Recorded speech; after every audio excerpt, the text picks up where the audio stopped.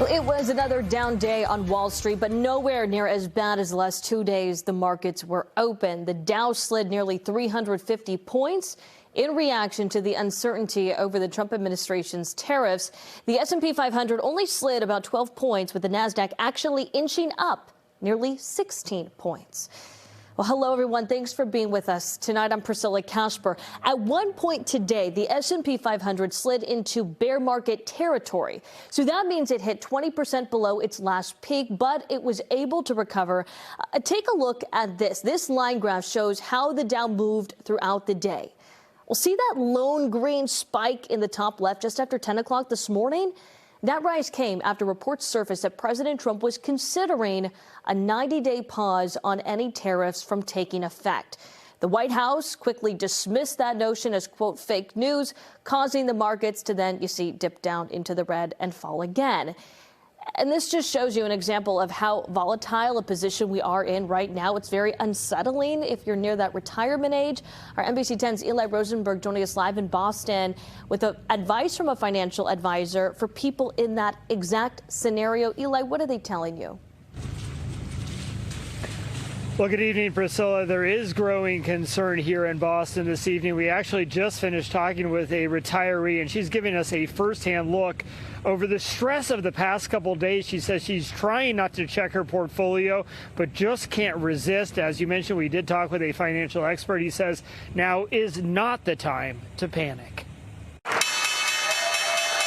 After another day in the red for many U.S. stocks, New England retirees seeing red. Very nervous, very concerned. Deborah Craig estimates she has lost 2 years' worth of her retirement investments in the last week, as the stock market has crashed amid tariff uncertainty. You only have so much money saved that you're hoping will last you for the rest of your life, and that money diminishes for no fault of your own.